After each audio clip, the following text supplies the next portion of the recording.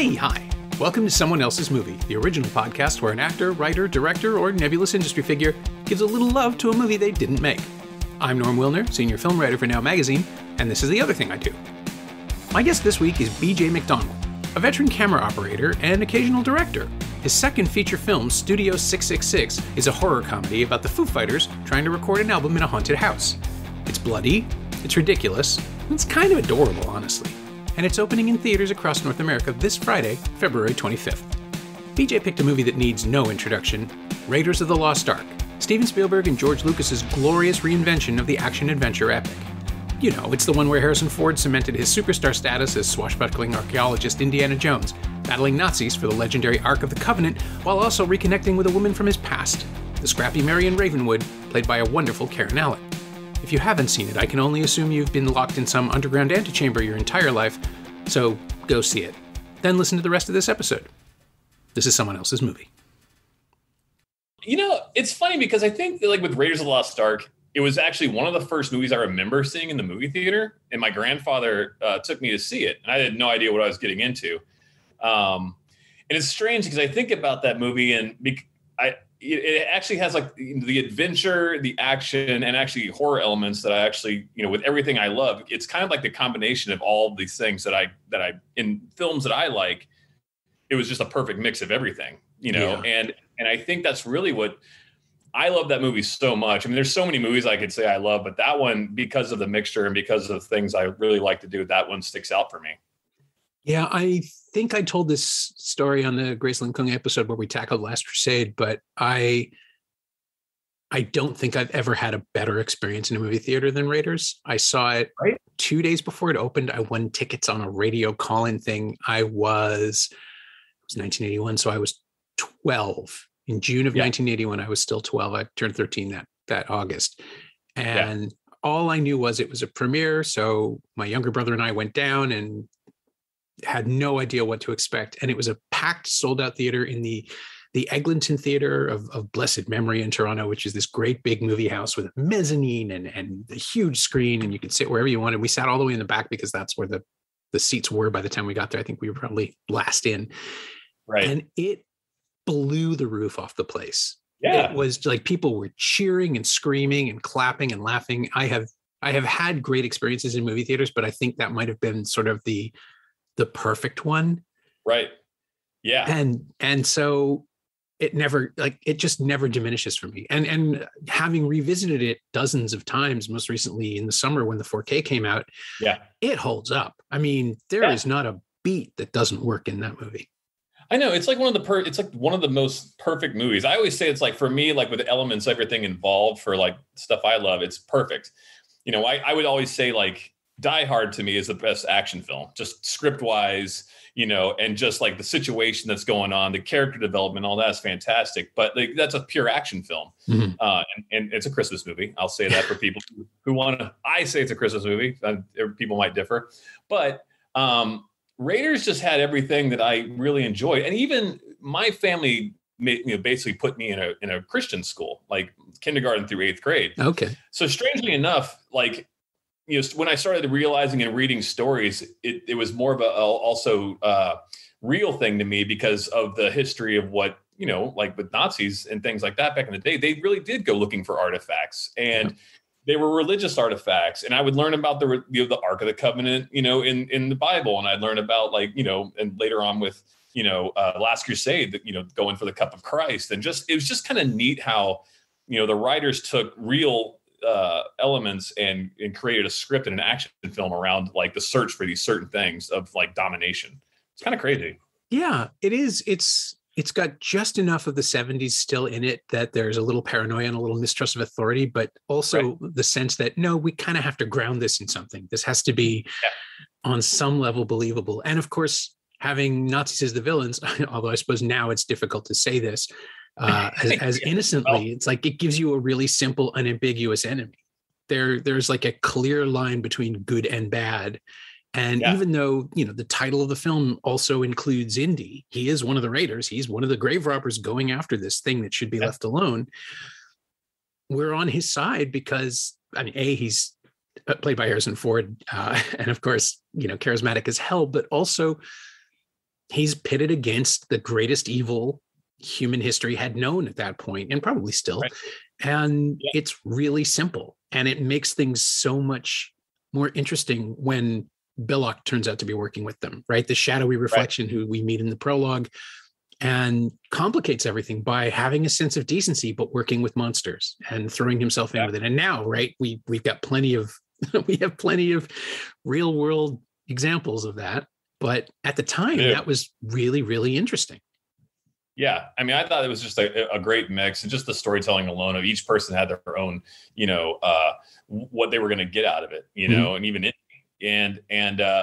I just thought the character development and the whole thing was fantastic. I love the Marions, like him meeting Marion again. And I love the introduction of her being completely drinking someone under the table.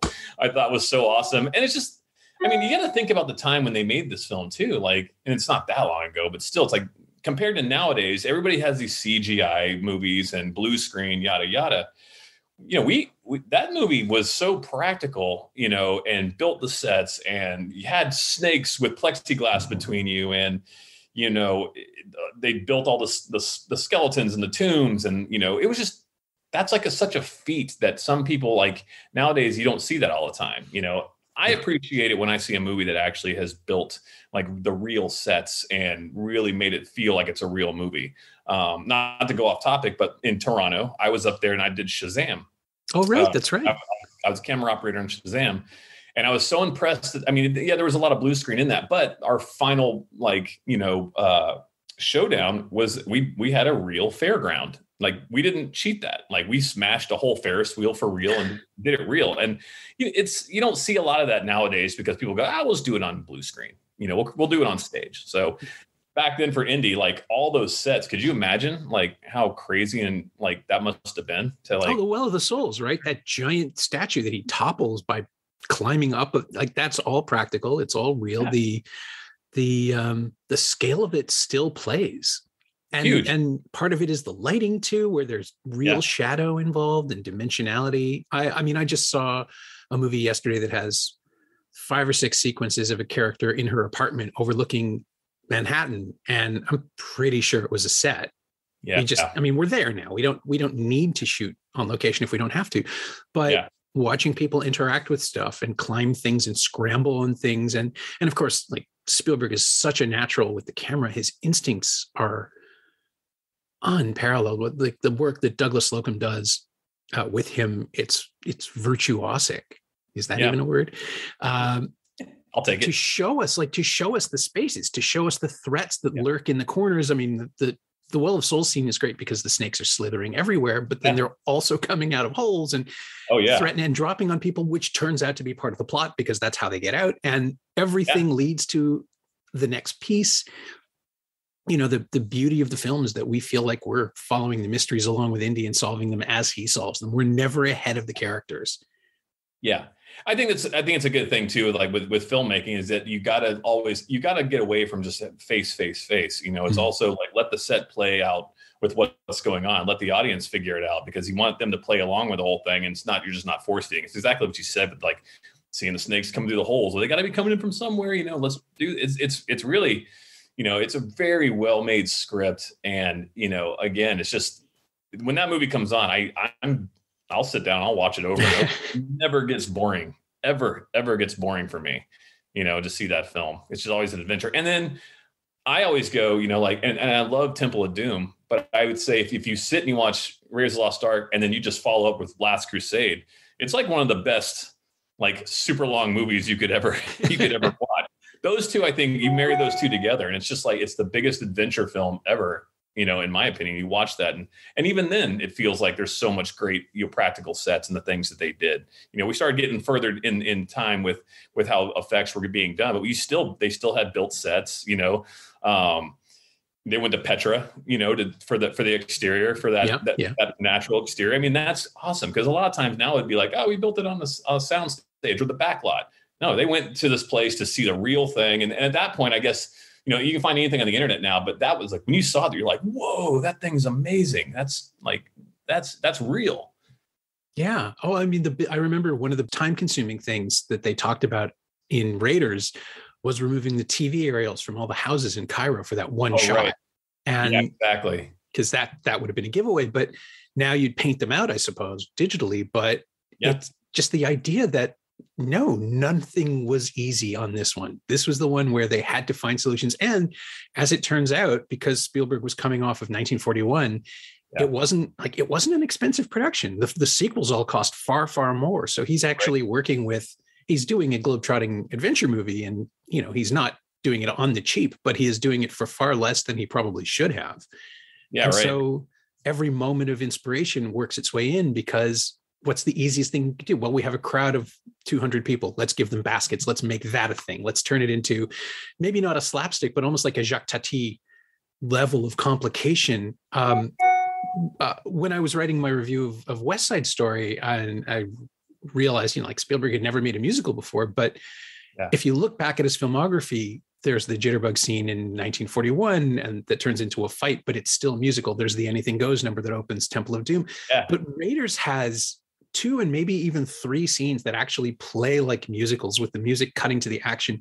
The market chase, the truck chase, which is, I still think, the greatest thing he's ever done as a filmmaker, because there's no dialogue. It's all action. It's all intention. And it's funny as well as thrilling. It's just, I get sucked in every time, and I always forget there's a second act. Yeah, I know. It's great. And it's funny, like you mentioned, like the humor that's also in there. It's just, it's so like well done, because it's not, you know, it's not in your face, but you get it. And you watch the scenarios that get, you know, people get in, like Indy, when he ends up on the grill of the truck and he goes down, and in return, he ends up putting the driver on the grill of the truck. And then that's it. You know, it's like, it's just kind of fun to watch, like how those things, the situation plays out.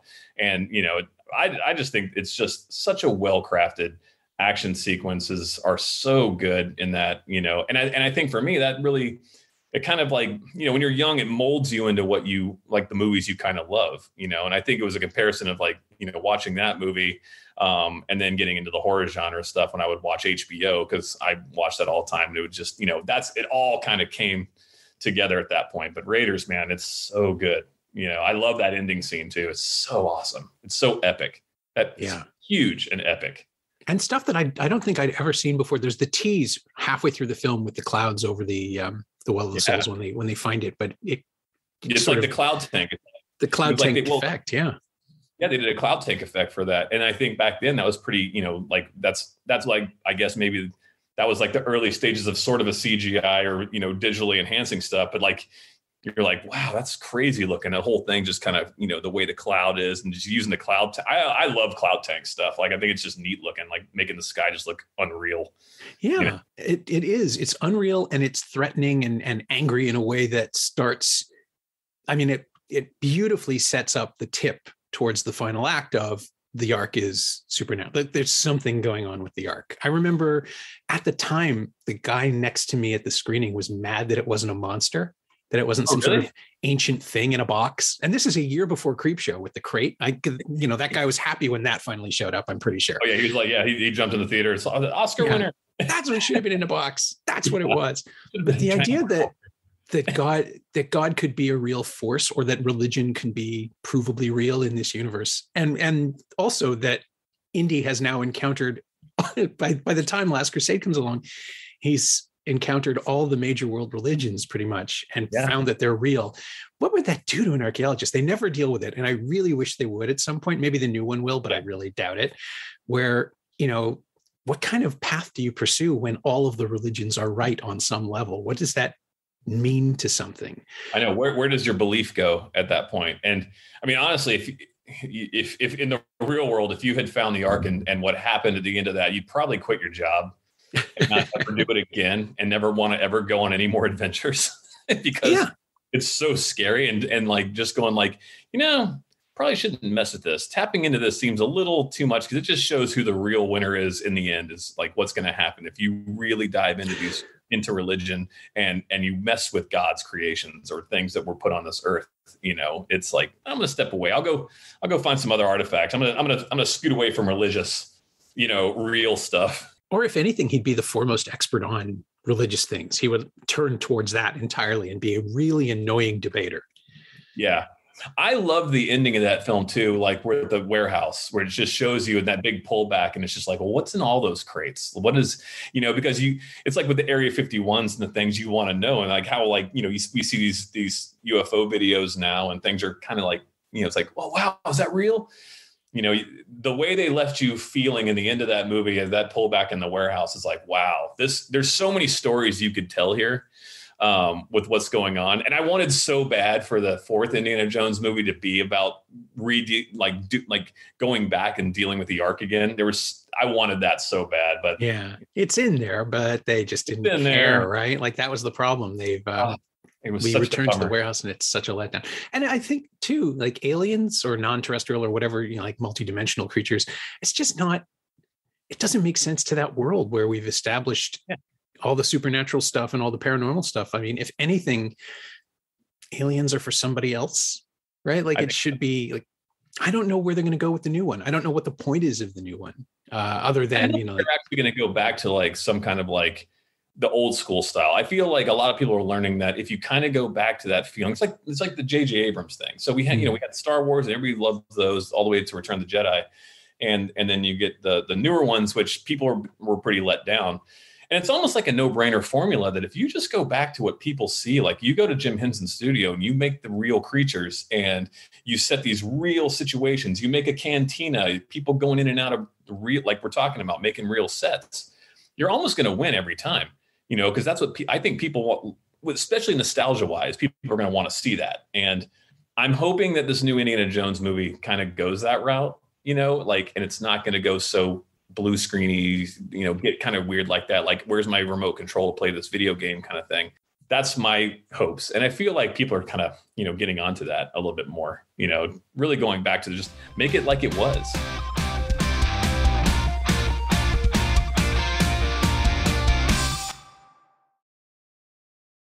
Well, it's the legacy sequel thing, right? There's like Scream is all about that. And a couple of other things have just shown up lately that sort of hit the same buttons, where it's not enough, though, to just say, give me more of that thing I want. You have to find a context that makes it work and makes it play. And again, like an older Harrison Ford playing Indy at this point, I'm trying to figure out what they could peg it to. Is it the 60s? Is it the 70s? Is it a paranoid government thriller? Because that would be interesting.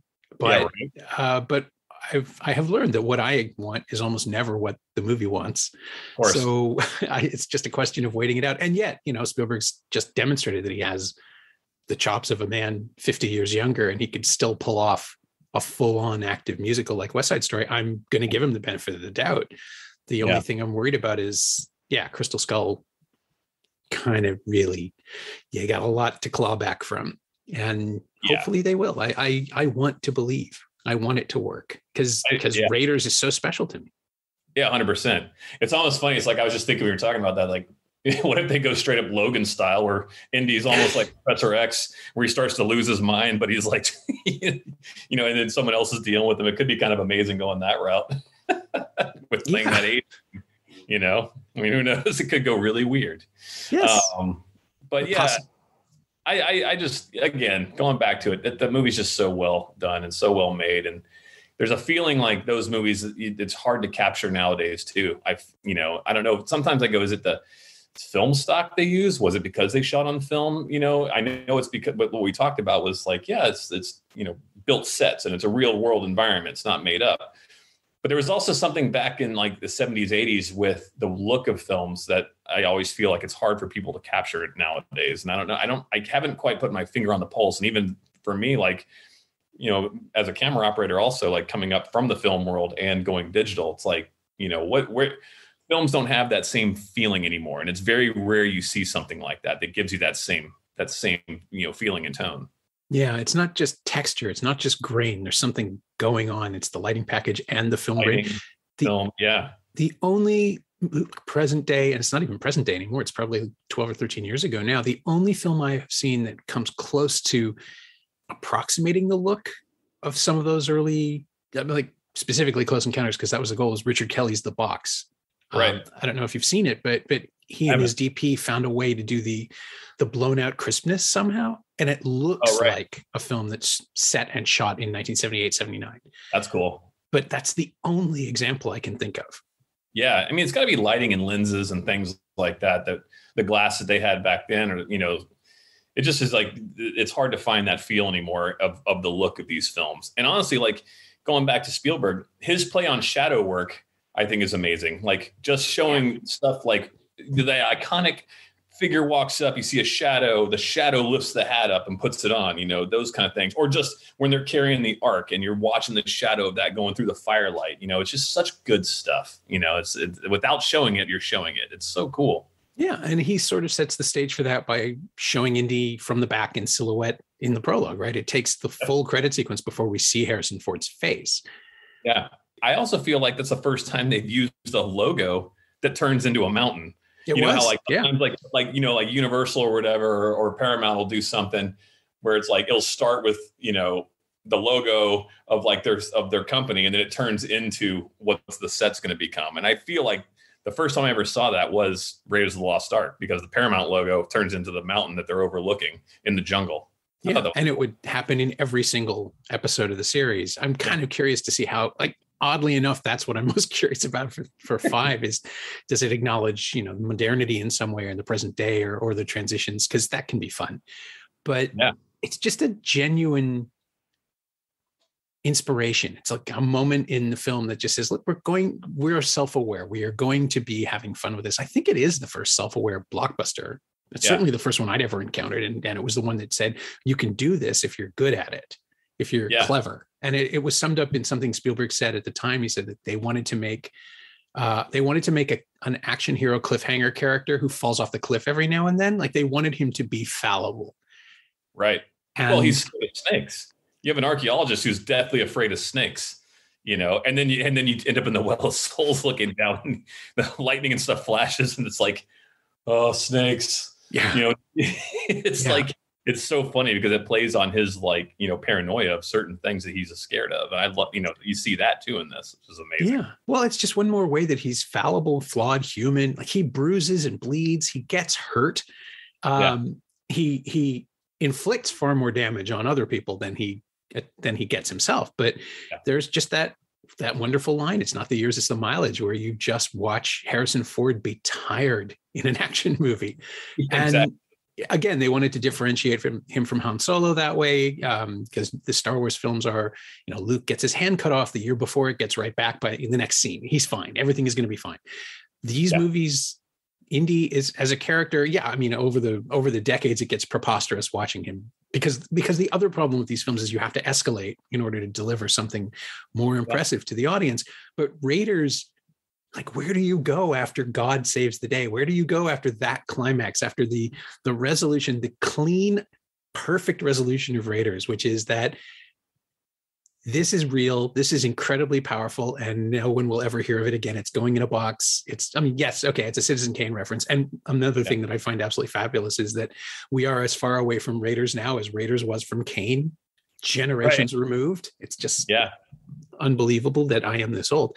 But it's so smart and historically conscious. Like, it knows film history, it knows human history, it has that 70s cynicism of the good guys won, but it wouldn't matter. Like, it won't help, because the problem is, and this is something that we keep coming up to, like, I think Doctor Who clarified it as fixed points in time where you cannot change the outcome. And it's not because time is immutable. It's because audiences have expectation. We know America isn't in the war yet, but that it's coming. We know that World War II is coming, and Spielberg's not going to get around that. Yeah. So how do you do it? And the answer he came up with is so simple and so pure and so cynical that it sends you out on a high, even though it means that nothing has changed. Like, the world is going to roll into war. How do you do that? I know. Going off of Raiders, which is funny, we talk about things that follow historical events, and this might go totally off the rails, but have you seen The Kingsman? I have. Yeah.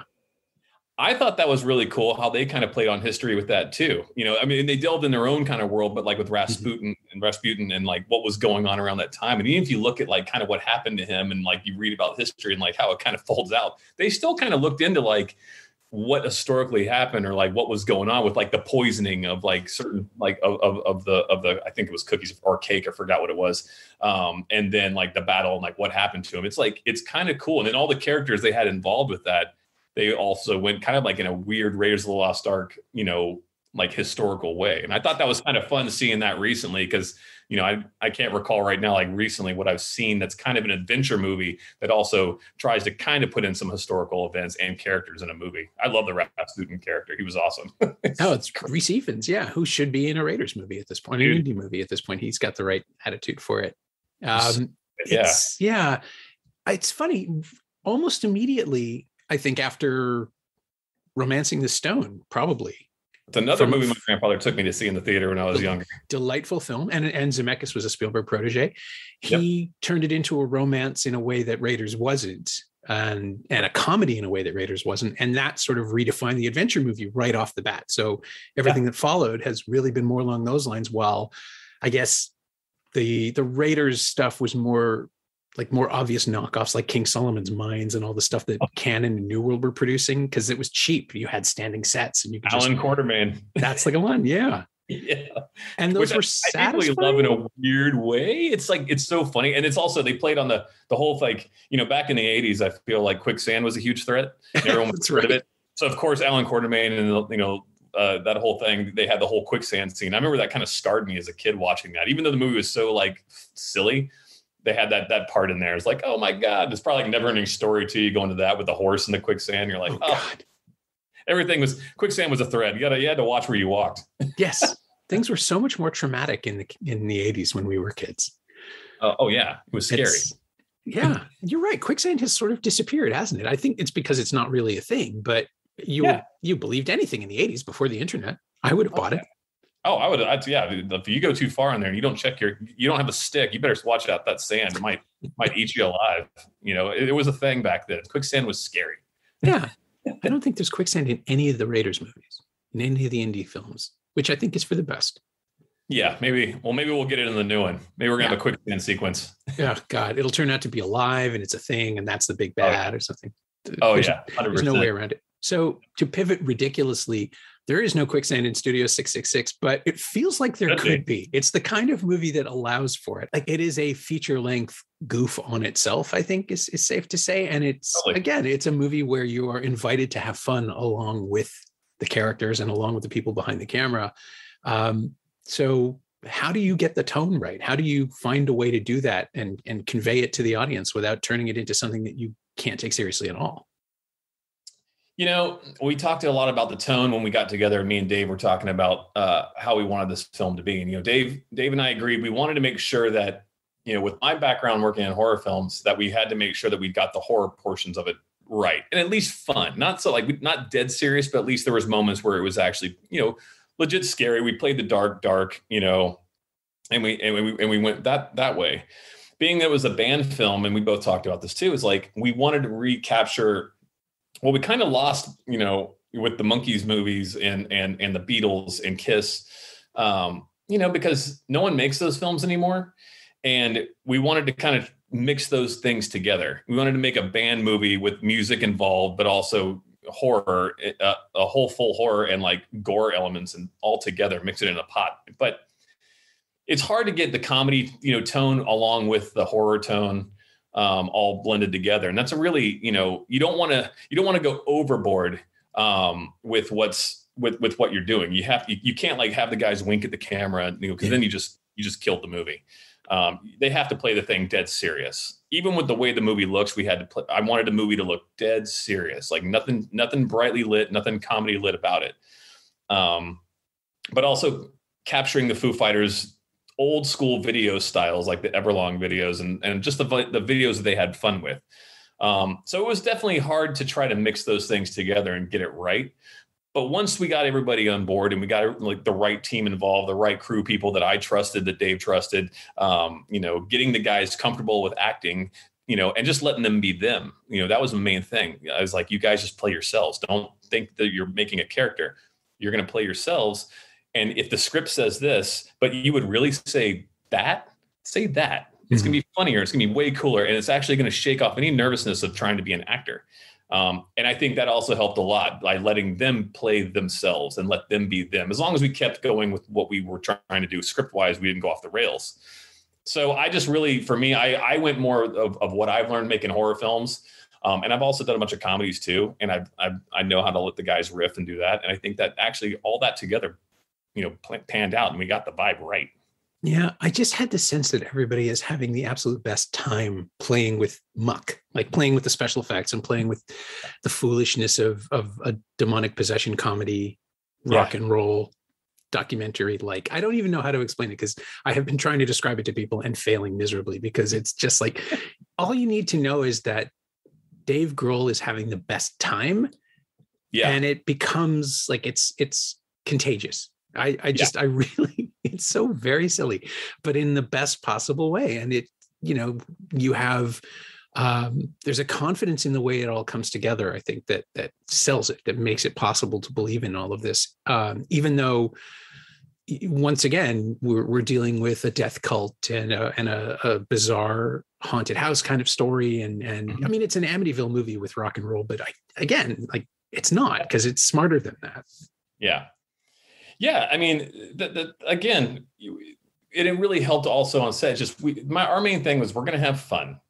If we weren't having fun, then why are we doing this? And down to not only the actors and what we were filming, but down to the crew behind us and everybody. I've never been on a set, or not say never. I've been on very few sets where people come up and say that was the best job I've done in a long time, and I really wish this would never have ended.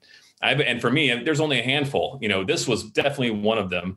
There's other movies I've done that I go, this was like the best time. I wish this wouldn't end. But there's so many movies you're just like, oh my God, we're on day 60. It's like, when's this thing going to end? And it's just so brutal, and that's the way it is. So I think everything, even, down to like what we had script wise, the guys, everybody, it's just all around the love of making this movie, I think also helped with what we put out, everybody involved. I the actors and the crew and the producers, everybody, music, everybody. Yeah.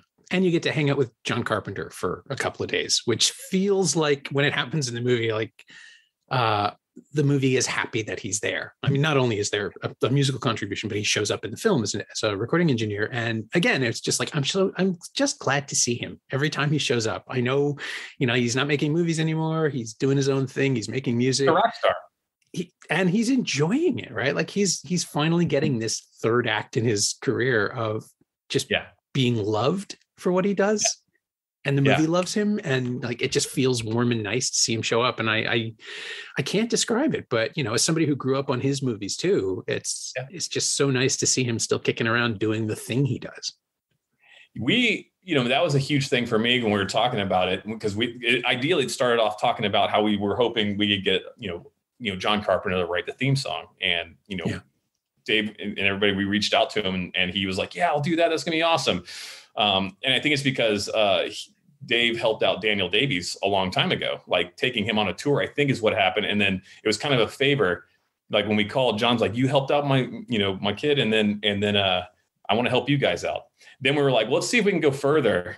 Let's see if he'll come and actually just be in the movie. And sure enough, he's like, yeah, I'll come in there for like a little bit and do it. And so for me also growing up as one of like the major influences of the horror genre, the films that I grew up loving, having him was one of those moments that I was just like, it almost didn't feel real. And by the time that we got done filming him, it was one of those things where I kind of had to walk off the set and like just go have my own moment, just to like kind of take a deep breath and go, did that really just happen?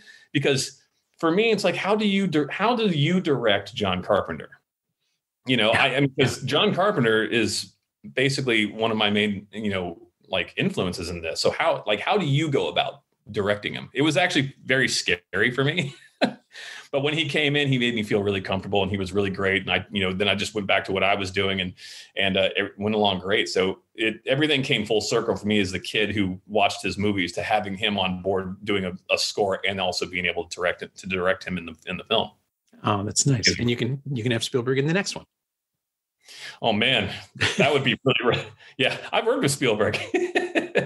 It's I don't know. That'd be a tough one. I really enjoy Spielberg. He's really great, but I don't know if it would be hard to direct Mr. Spielberg. I think I would like to think he'd be open to stuff, but also would also have 10 better ideas no matter who he was working with. And you would just kind of quietly see if you could pull them out of him while you were standing around doing the lighting. Yeah, and just be like, yeah, that was my idea. Yeah, totally. Yeah, that was my idea. Just do that, Mr. Spielberg. Yeah, that'd be amazing. My thanks to BJ McDonnell, whose new movie Studio 666 opens in theaters across North America this Friday, February 25th. Thanks also to Liana Cohen. She knows what she did.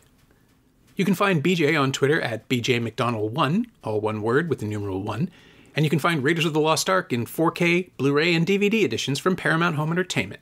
It's a really gorgeous restoration. It's also streaming on Netflix in Canada and available to rent or buy on most VOD platforms. As always, you can find me on Twitter at Norm Wilner and elsewhere on the internet at nowtoronto.com, where I host the Now What podcast every Friday, in addition to writing far too many words about movies and television. And you can find this podcast on Twitter at Semcast, SEMcast, and on the web at someoneelsesmovie.com. Our theme song is by The Last Year. If you like it, or the show in general, please say so. Leave a review wherever you've been enjoying us. Every little bit helps, it truly does. And check out the other shows on the Frequency Podcast Network while you're there. Stay safe, watch movies, wear a mask if you go out, get your booster when you can. I'll see you next time.